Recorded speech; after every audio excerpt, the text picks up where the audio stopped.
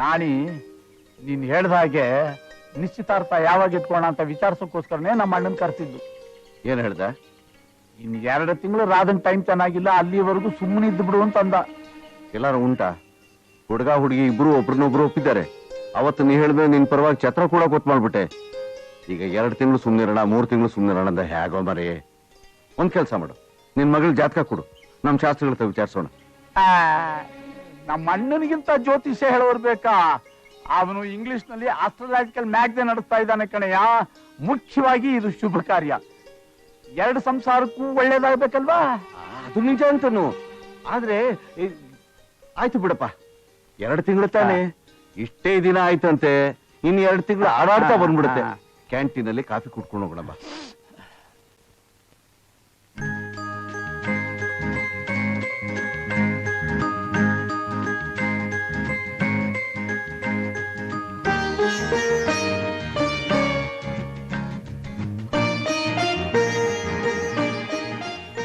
ನನಗೆ ಗೊತ್ತಿಲ್ವ ಯಾರು ಅಂತ? ಆ ಸ್ಪರ್ಶನ ಮರೆಯೋಕ್ಕಾಗತ್ತಾ? ನಿಮ್ಗೋಸ್ಕರ ಎಲ್ಲೆಲ್ಲಿ ಹುಡುಕ್ತೆ ಗೊತ್ತಾ? ಇರೋ ಕಡೆ ಬಿಟ್ಬಿಟ್ಟು ನೀನ್ ಎಲ್ಲೆಲ್ಲೋ ಹುಡುಕಿದ್ರೆ ಸಿಕ್ಬಿಡ್ತೀನ ನಾನು? ಈಗ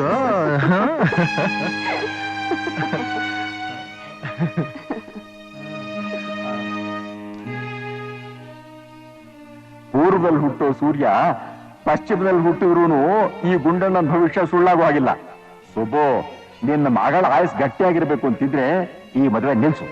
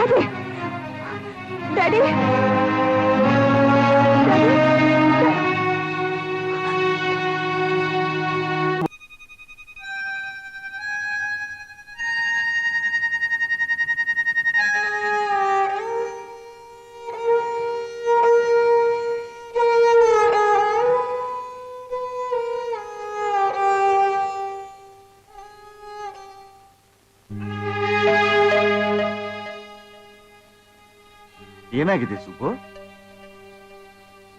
ನನ್ ಮಗಳು ಬದುಕ್ಬೇಕು, ನನ್ ರಾಧಾ ನನಗೆ ಬೇಕು. ರಾಧನಿಗೆ ಏನಾಗಿದೆಯಪ್ಪ? ಇಲ್ಲ ಇದ್ದಾಳೆ ನೋಡು. ನಾನಿಲ್ಲೇ ಇದ್ದೀನಿ ಡ್ಯಾಡಿ. ರಾಧಾ, ನನ್ ಬಿಟ್ಟು ಎಲ್ಲೂ ಹೋಗ್ಬೇಡಮ್ಮ, ಹೋಗ್ಬೇಡ. ರಾತ್ರಿ ಏನಾದ್ರು ಕೆಟ್ಟ ಕನಸು ಬಿತ್ತ ನಿಮಗೆ? ಇಲ್ಲ ಅಂದ್ಮೇಲೆ BP ಯಾಕೆ ರೈಸ್ ಆಯ್ತು ಇವತ್ತು ನಿಮಗೆ? ಮನಸ್ಸಿಗೇನಾದ್ರೂ ಆತಂಕನ? ಏನೂ ಇಲ್ಲ. ಸುಬ್ಬು, ಸುಬ್ಬು, ಏನಾದ್ರು ನಿಂಗೆ ಯೋಚನೆ ಇದ್ರೆ ಹೇಳಪ್ಪ. ನಾವೆಲ್ಲ ಇದ್ಕೊಂಡು ನೀನ್ ಯಾಕೆ ಕೊರಗಬೇಕು? ನಾನು ಪಾಪಿಷ್ಟ ನಾಣಿ, ನೀವೆಲ್ಲ ಒಳ್ಳೆಯವರು, ನಾನು ಕೆಟ್ಟವನು ಕೆಟ್ಟವನು. ಯಾಕೋ ಯಾಕೋ ಹುಚ್ಚುಚ್ಚ ಮಾತಾಡ್ತಿದ್ದಿ? ಯಾರಪ್ಪ ನಿನ್ ಕೆಟ್ಟೋರು ಅಂತಂದಿದ್ದು? ಈಗ ಅವ್ರು ಕಂಪ್ಲೀಟ್ ಬೆಡ್ ರೆಸ್ಟ್ ಬೇಕು. ಹಾಸ್ಪಿಟ್ಲ್ಗೆ ಅಡ್ಮಿಟ್ ಮಾಡೋದು ಒಳ್ಳೇದು ಅಂತ ನನಗನ್ಸುತ್ತೆ. ಬ್ಯಾಡಿ ಡಾಕ್ಟ್ರೆ, ಬ್ಯಾಡಿ. ನಾನು ಆಸ್ಪತ್ರೆ ಸೇರೋಲ್ಲ, ಮನೇಲೇ ಇರ್ತೀನಿ. ರಾಧಾ, 1 ನಿಮಿಷ ಬರ್ತೀಯಾ?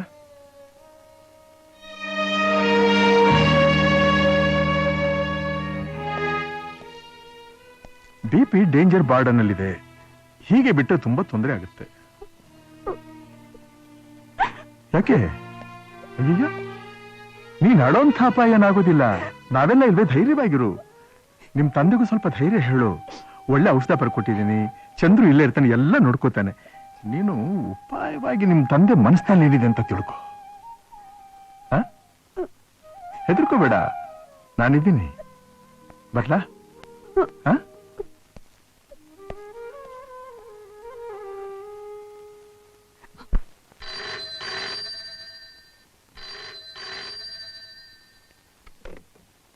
ಹಲೋ, ನಾನ್ ಡಾಕ್ಟರ್ ಲೀಲಾ ಹಾಸ್ಪಿಟಲ್ ಮಾತಾಡ್ತಿರೋದು.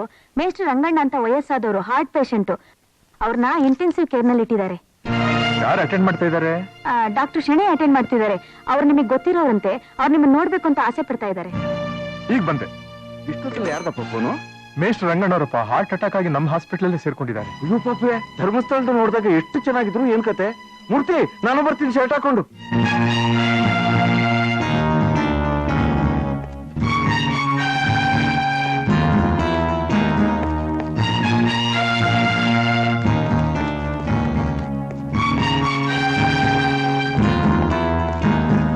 ಏನ್ ಡಾಕ್ಟರ್ ಹೇಗಿದ್ದಾರೆ? I am so sorry doctor. ನಾನು ಕೊನೆ ತನಕ ಪ್ರಯತ್ನ ಪಟ್ಟೆ, ಬಟ್ ಅವ್ರು ಉಳಿಸೋಕ್ಕಾಗಲಿಲ್ಲ. ಅವರು ನಿಮ್ಮ ಹೆಸರೇ ಹೇಳ್ತಾ ಇದ್ರು ಕಡೆವರೆಗೂ.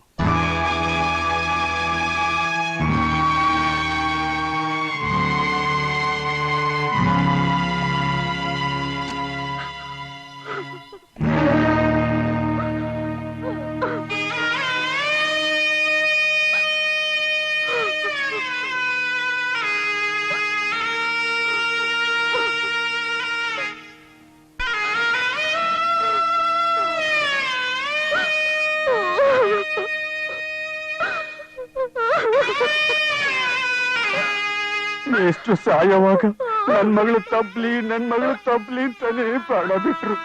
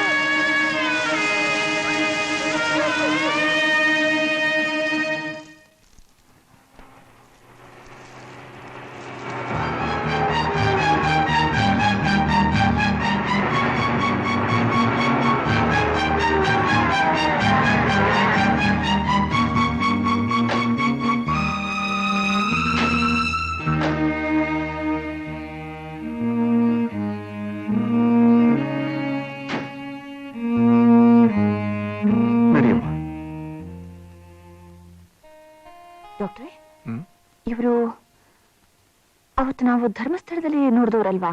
ಹೌದು. ಯಾಕೊಂಥರ ಮಂಕಾಗಿದ್ದಾರಲ್ಲ? ಅವ್ರ ತಂದೆ ನಮ್ಮ ಹಾಸ್ಪಿಟಲ್ ಹೋಗ್ಬಿಟ್ರು. ಅಯ್ಯೋ ಪಾಪ, ಆಕೆಗೆ ಬೇರೆ ಯಾರೂ ಇಲ್ಲ. ಅದಕ್ಕೆ ನಮ್ಮ ಮನೆಗೆ ಕರ್ಕೊಂಡ್ ಬಂದ್ಬಿಟ್ವಿ. ಒಂದು ಕಾಲದಲ್ಲಿ ನಾನು ಡಾಕ್ಟರ್ ಆಗ್ಬೇಕು ಅಂತ ನನ್ನ ಮನಸ್ಸಿನಲ್ಲಿ ಆಸೆ ತುಂಬಿದ್ದೆ ನಮ್ಮ ಮಾಸ್ಟ್ರು. ಒಂದು ವೇಳೆ ಒಬ್ರು ಆಯಸ್ಸನ್ನು ಇನ್ನೊಬ್ರು ಕೊಡೋ ಹಾಗಿದ್ದಿದ್ರೆ ನನ್ನ ಆಯಸ್ಸನ್ನು ನಮ್ಮ ಮಾಸ್ಟರ್ಗೆ ಕೊಟ್ಬಿಡ್ತಾ ಇದ್ನ ಏನೋ ಅನಿಸುತ್ತೆ.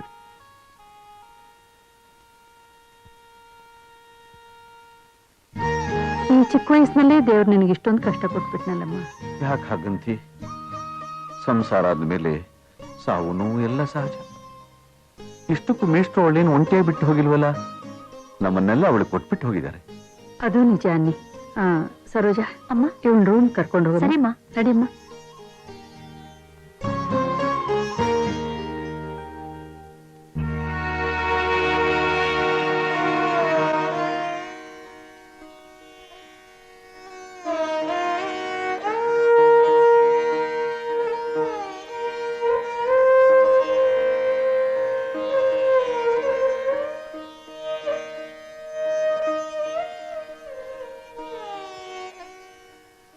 ಕಮಲ,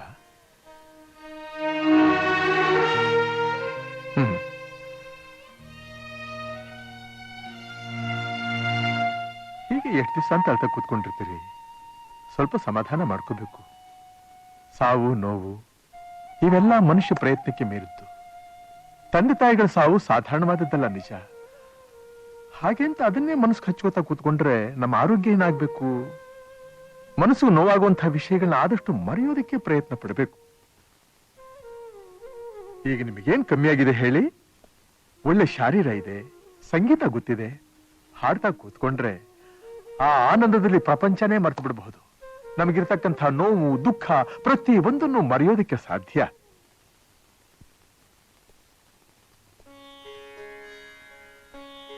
ಆವತ್ತು ನೀವು ಧರ್ಮಸ್ಥಳದಲ್ಲಿ ಹಾಡಿದ ರಾಗ, ಆ ಹಾಡು ಇನ್ನೂ ನನ್ನ ಕಿವಿನಲ್ಲೇ ಇದೆ. ಎಂಥ ಒಳ್ಳೆ ರಾಗ. ನೀವೆಷ್ಟು ಸೊಗಸಾಗಿ ಹಾಡಿದ್ರಿ. ಆ ರಾಗಕ್ಕೆ ನಮ್ಮಲ್ಲಿ ಧರ್ಮವತಿ ಅಂತೀವಿ, ಸಂಪೂರ್ಣ ರಾಗ. ಹಿಂದೂಸ್ಥಾನಿನಲ್ಲಿ ಮಧುವಂತಿ ಅಂತಾರೆ ಅಲ್ಲ?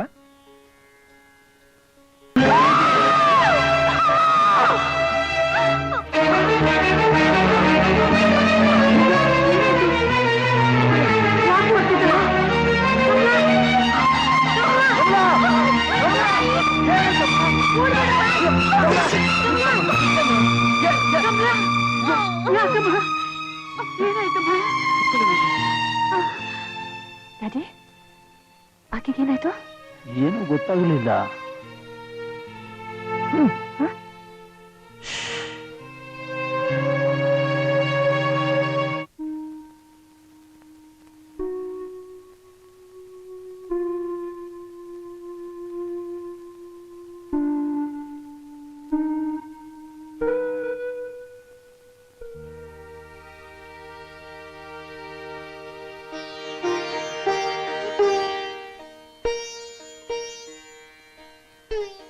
ಕಮಲಾ,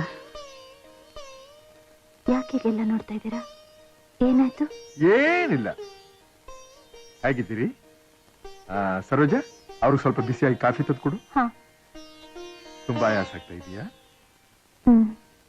ತಂದೆಯವ್ರಿಗೆ ಜ್ಞಾಪಕ ಬಂತು ಏನೋ? ಮರ್ತಿದ್ರೆ ತಾನೇ ಜ್ಞಾಪಕ ಬರೋಕೆ. ನೋಡಿ, ನಾನ್ ಡಾಕ್ಟ್ರು, ನೀವು ಪೇಷಂಟ್. ನನ್ನ ಪ್ರಶ್ನೆಗೆ ಮುಚ್ಚು ಮರೆಯಲ್ದೆ ಉತ್ತರ ಕೊಟ್ರೆ ಕಾಯಿಲೆ ಬೇಗ ಗುಣ ಆಗುತ್ತೆ. ಹ್ಮ್. ಸ್ವಲ್ಪ ಹೊತ್ತು ಮುಂಚೆ ನೀವು ಹೆದರ್ಕೊಂಡು ಕೂಗ್ಕೊಂಡು ಓಡ್ ಹೋದ್ರಲ್ಲ, ಯಾಕೆ? ಗೊತ್ತಿಲ್ಲ. ಯಾವುದು ನೆನಪಿಲ್ವೇ ನಿಮಗೆ? ಇಲ್ಲ.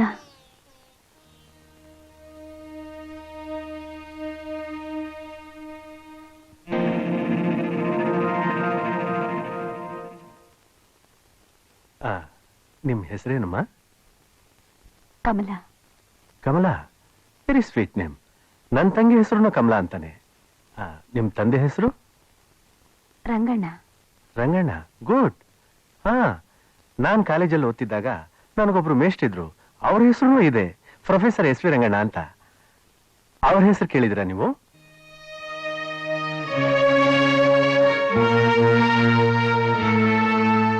ನಿಮ್ಗೆ ಸಂಗೀತ ಬರುತ್ತಾ ಕಮಲಾ? ಬರುತ್ತೆ. Sister, yes doctor. ಕೊಡಿ. ಕಮಲಾ, ಈ ಚಿತ್ರ ನೋಡಿದ್ರೆ ನಿಮ್ಗೆ ಏನನ್ಸುತ್ತೆ ಹೇಳಿ? ಹುಡುಗ ಸಂಗೀತಾಭ್ಯಾಸ ಮಾಡ್ತಾ ಇದ್ದಾನೆ ಅನ್ಸುತ್ತೆ. That's good. ಈ ಚಿತ್ರ ನೋಡಿದ್ರೆ ಏನನ್ಸುತ್ತೆ?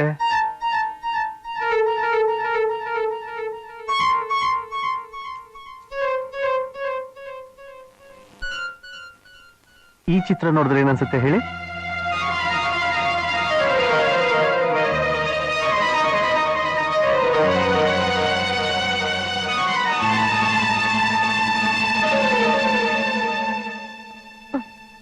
ಮನೆಗೆ ಹೋಗೋಣ. ಧಾರಾಳವಾಗಿ ಹೋಗೋರಂತೆ. ಡಾಕ್ಟರ್ ಮೂರ್ತಿ, ಒಂದ್ ನಿಮಿಷ ಬರ್ತೀರಾ? ಕೂತ್ಕೊಂಡ್ರಿ, ಈಗ ಬಂದ್ಬಿಡ್ತೀನಿ.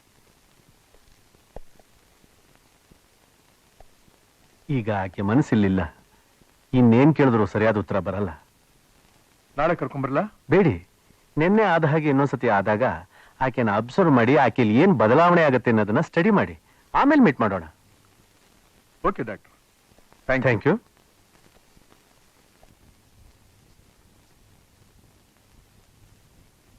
ಒಳಗೆ ಬರಬಹುದಾ?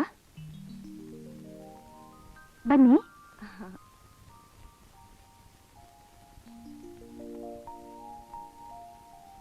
ನಿಮ್ಮನ್ನೊಂದು ವಿಷಯ ಕೇಳಬಹುದಾ? ಯಾವ ವಿಷಯ? ಪರವಾಗಿಲ್ಲ, ಹೇಳಿ. ಏನಿಲ್ಲ. ನಿನ್ನೆ ಯಾಕೆ ನೀವು ಕೂತ್ಕೊಂಡು ಪೀಟಿ ತನಕ ಓಡ್ ಹೋದ್ರಿ?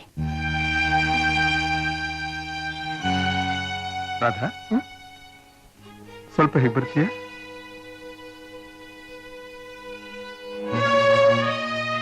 ಏನ್ ಡಾಕ್ಟ್ರೆ? ಏನ್ ಕೇಳ್ತಾ ಇದ್ದೆ ಆಕೆನ?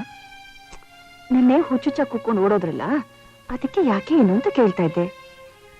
ನೀನು ಆಕೆನ ಕೇಳಬಾರ್ದಾಗಿತ್ತು, ನೇರ ನನ್ನ ಹತ್ರ ಬರ್ಬೇಕಾಗಿತ್ತು. ಯಾಕೆ? ಯಾಕೆ ಬೀದಿಲಿ ಹಾಕಿ ಕೂತ್ಕೊಂಡು ಓಡ್ ಹೋದ್ರಿ ಅಂತ ನೀನು ಆಕೆನ ಕೇಳಿದ್ರೆ ಆಕೆ ಮನಸ್ಸಿಗೆ ಹಿಂಸೆ ಆಗುತ್ತೆ ಹೊರತು ಅನುಕೂಲ ಆಗೋದಿಲ್ಲ. ಹಾಗಲ್ಲ ರೀ, ಇದು ನಿಮ್ ಡಿಪಾರ್ಟ್ಮೆಂಟ್ಗೆ ಸಂಬಂಧಪಟ್ಟ ವಿಷಯ ಅಲ್ಲ. ನಮ್ಮೂರ್ನಲ್ಲಿ ನಮ್ಮ ಮನೆ ಪಕ್ಕದಲ್ಲಿ ಗುಜರಾತಿ ಅವರೊಬ್ರಿದ್ರು. ಅವ್ರ ಮನೆ ಹುಡುಗಿಗೂ ಹೀಗೆ ಆಗ್ತಿತ್ತು. ಮೊದ್ಲು ಸುಮ್ನೆ ಕೂತ್ಕೊಂಡು ಓಡೋಳು. ಬರ್ತಾ ಬರ್ತಾ ಮೈ ಮೇಲಿರೋ ಬಟ್ಟೆನೆಲ್ಲ ಕಿತ್ತು ಹಾಕಿ ಹೂ ಅಂತ ಅಳೋಳು. ಊರ್ನಲ್ಲಿರೋ ಡಾಕ್ಟರ್ ಎಲ್ಲ ಬಂದು ನೋಡಿ ಏನೂ ಆಗಲ್ಲ ಅಂತ ಕೈ ಬಿಟ್ಬಿಟ್ರು. ಆಗ ನಮ್ ದೊಡ್ಡಪ್ಪ ಬಂದು ಪೂಜೆ ಮಾಡಿ ದಿಗ್ಬಂಧನೆ ಮಾಡಿ ಯಂತ್ರ ಕಟ್ಟಿದ್ರು. ತಕ್ಷಣ ಸರಿ ಹೋಯ್ತು. ಇವರಿಗೂ ಗ್ರಹಗತಿ ಸರಿಯಿಲ್ಲ ಅಂತ ಕಾಣಿಸುತ್ತೆ. ನೀವು ಎಸ್ ಅಂದ್ರೆ ತಕ್ಷಣ ದೊಡ್ಡಪ್ಪನ ಕರೆಸ್ತೀರಿ. ಏನ್ ಹೇಳ್ತೀರಿ? ಆಗಬಹುದು. ನಿಮ್ ದೊಡ್ಡಪ್ಪ ಬರೋದ್ರಿಂದ ನಿಮ್ಮ ಅಪ್ಪನಿಗೆ ಪ್ರೆಷರ್ ಜಾಸ್ತಿ ಆಗುತ್ತೋ ಹೊರತು ಅದರಿಂದ ನನಗೇನು ಪ್ರಯೋಜನ ಆಗೋದಿಲ್ಲ. ನಾನು ಡಾಕ್ಟರ್, ಆಕೆ ಪೇಷಂಟ್. ನಾನು ಪೇಷಂಟ್ಗೆ ಹೇಗೆ ಟ್ರೀಟ್ಮೆಂಟ್ ಮಾಡ್ಬೇಕು ಅನ್ನೋದು ನನಗೆ ಗೊತ್ತಾಗೋದಿಲ್ವೇ? ಆದ್ರಿಂದ ನಿಮ್ ದೊಡ್ಡಪ್ಪನ ಅವಶ್ಯಕತೆ ಇರಲಾರದು ಅಂತ ನನ್ನ ಅಭಿಪ್ರಾಯ. ಏನಂತೀಯ? ನಿಮ್ಮಿಷ್ಟ. ಥ್ಯಾಂಕ್ಸ್.